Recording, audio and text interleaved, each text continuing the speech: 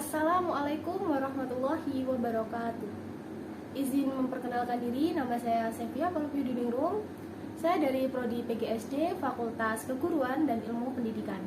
NPM 2253053003. Di sini izinkan saya untuk menyampaikan rangkuman yang telah saya rangkum selama 1 hari di masa PKK MB Fakultas, yaitu pada tanggal 18 Agustus 2022. Materi 1. Pembelajaran di perguruan tinggi di era teknologi dan plagiarisme oleh Bapak Prof. Dr. Patuan Raja MPD. Plagiarisme adalah sama seperti pencurian.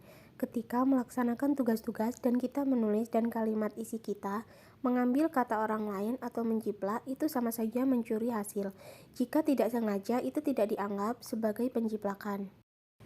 Plagiarisme ini sama saja artinya mengambil hak orang lain saat kita membutuhkan makalah ataupun skripsi dan karya tulis di saat kita membutuhkan bahan.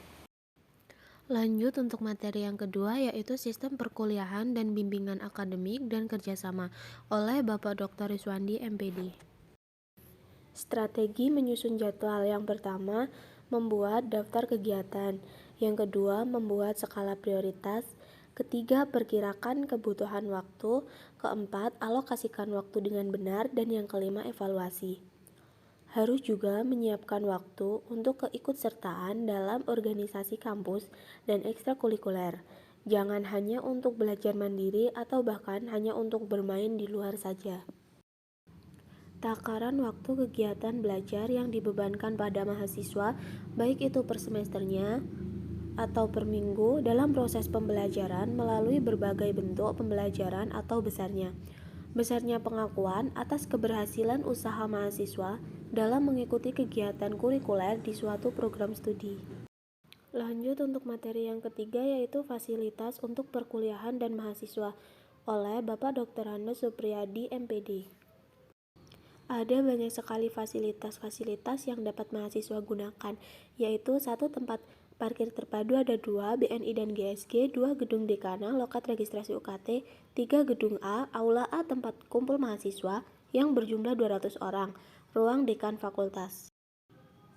Yang keempat, gedung B, gedung ilmu pendidikan, aula B, ruang sidak, toilet, laboratorium PAUD, ruang baca. Kelima, gedung C, pendidikan, bahasa sastra dan seni, kantor, ruang guru besar, aula C, kapasitas 400 orang. Yang keenam, gedung B, yaitu gedung penjaskes. Untuk yang ketujuh, yaitu gedung E, gedung ilmu pengetahuan sosial. 8. Gedung F, jurusan bahasa. 9. Gedung G, jurusan MIPA dan ruang baca.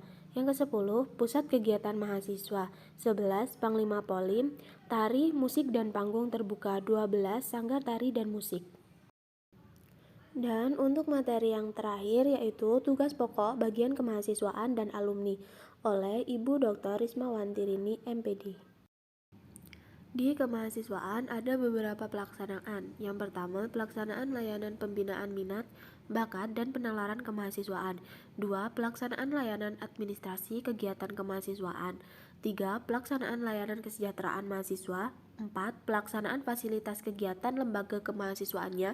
Dan yang kelima, pelaksanaan pengelolaan data. Kita sebagai mahasiswa jangan sampai menjadi yang namanya mahasiswa kupu-kupu, baik di bidang akademik maupun non-akademik. Itu semua harus beriringan, harus bersamaan.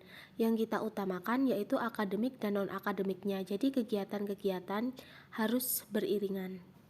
Mungkin hanya itu yang dapat saya sampaikan, kurang dan lebihnya saya mohon maaf. Saya akhiri, wassalamualaikum warahmatullahi wabarakatuh.